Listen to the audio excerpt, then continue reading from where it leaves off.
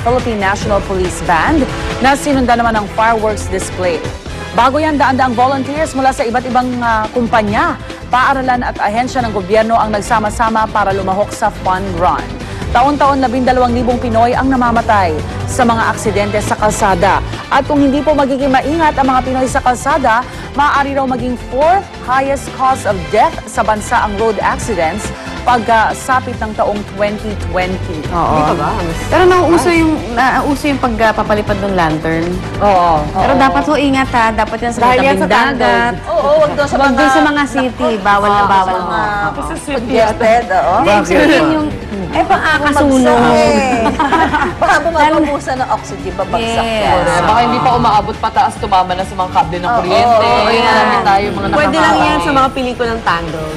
Di ba? Doon yun yung mga lanterns Baka nakakadalawang pelikula ka na. Oo nga. Yan ang hilig ko Parang halata ko yung ginagawa mo in your free time. Breaking Dawn. At isang bata naman sa China, maswerteng nailigtas. Ayan, China na naman. Mga kapuso, yes. Matapos mahulog ng patiwarik sa isang butas sa lupa. Mabuti na lamang at hagad na humingi ng tulong sa mga bombero o lalaki nakita sa bata na na-trap ng pabaliktad sa butas na 30 sentimetro lamang ang lawak, habang 2 metro ang lalim. Dahil sa kanyang posisyon, siniguro muna ng rescuer na nakakahinga ng mabuti ang bata bago nila ito hinila palabas ng butas. Matapos ang 2 oras, naging matagumpay naman ang operasyon at nasa maayos sa kalagayan ang bata. Bakit kaya puro bata ang aksidente sa China na sa mga magulang nila? Butas po, butas. Puro butas. Hulog sa ano? Hulog.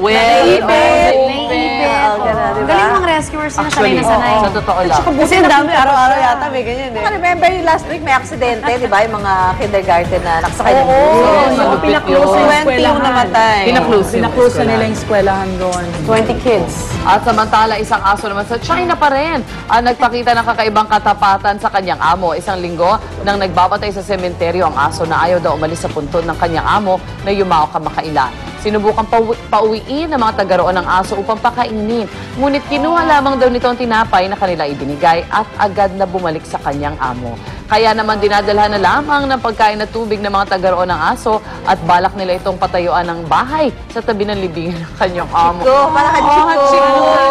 Iba talaga ang loyalty ng mga Nakakatatlong pelikula na tayo.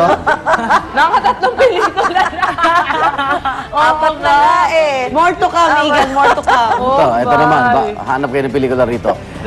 Para masama naghahanda sa naiya sa pagdating ating magpasang Manny Pacquiao, bagang nagbabantay doon ang ating kabarkadang si Pia Arcangel nandun. Pia, anong ginagawa mo dyan? Naghihintay. Go, Pia! Rhea Igan, nakaantabay na ang ating mga kasamahan dito sa media para sa pagdating ng ating pambansang kamao na si Congressman Manny Pacquiao mula sa Los Angeles, California. At kung madalas alas 5 ng madaling araw ang pagdating ng ating pambansang kamao, ngayon medyo na-delay ang kanyang flight galing LA. Kaya bandang mga alas 8 pa o pasado alas 8 na umaga inaasahang darating ang ating pambansang kamao. At inaasahan na kasama nga niya ang kanyang may bahay na si Jinky Pacquiao at pati na rin ang kanyang mga anak, inaasahang sasalubong sa kanya dito. At alam naman natin na itong NAIA Terminal 2, yung VIP lounge, ay talagang nire-reserva lamang para sa Pangulo at iba pang mga VIP officials. Pero ngayon po ay mismong si Manny Pacquiao ay bibigyan po ng pribilehiyo tulad ng nakagawian na gamitin itong ating arrival lounge. So mamaya inasahan natin isang engranding araw ng pagsalubong at pagdiriwang para sa ating pambansang kamao na darating mula Los Angeles, California. At mula mismo sa airport ay dediretso naman siya sa Midas Hotel para sa isang welcome breakfast. Pagkatapos tulad ng nakagawian ay magsisimba sa Quiapo Church ang ating pambansang kamao. Igan, Rhea? Okay, wala siyang override. Pia! Okay, Pia Arcangel. Yan. Oy, hirit pa na tayo. Narito sila Banyuber.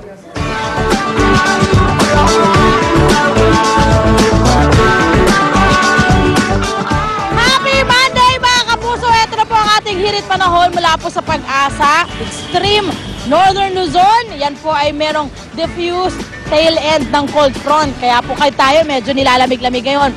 Tinataboy po ng malamig na hangin, ng mainit na hangin pa itaas. Nagdudulot po yan ng ulap at ulan, syempre ng kalamigan din. Ang Mindanao naman po, merong tinatawag na Intertropical Convergence Zone or ITCZ. Hangin po mula sa northern at southern hemisphere nagsasalubong sa equator.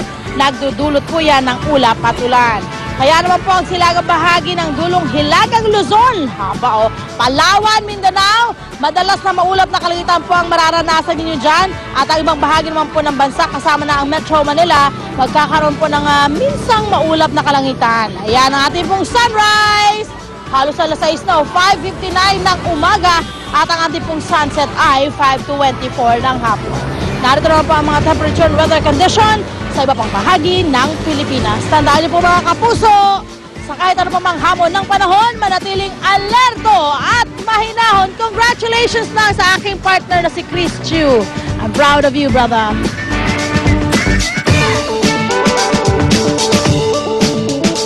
Good morning mga kapuso! Narito naman po ang ating buhay naman ng showbiz balita ngayong Lunes. Ipinakita for the first time on national TV ang picture ng baby ni Ogie Alcacid at Regine Velasquez Alcacid na si baby Nathaniel James. Proud daddy si Ogie habang ipinapakilala sa publiko si baby Nate sa Party Pilipinas kahapon. May kinompose pa siyang kanta para sa kanilang baby. Kwento pa ni Ogie, very hands-on daw si Mommy Regine sa kanilang baby. Healthy lumabas ang bata kahit napaaga ang pagsilang ni Regine na ang due date ay November 22 pa sana. Kaya ang tanong, sino nga ba ang kamukha ni baby Nate? Feeling ko kamukha ni Regine eh. Yung eyes niya, yung features ng mukha niya parang si Regine. Siguro yung ulo akin. Katawan, mahaba, parang si Papa, si Mang Jerry, gano'n. Ang cute. Congratulations ulit, Ogie. Okay, tutok lang mga iyan kasama ang inyong paborito morning barkadahan sa telebisyon. Ito ang Unang Hirit! Oo naman, ang galing ang mahuli ba?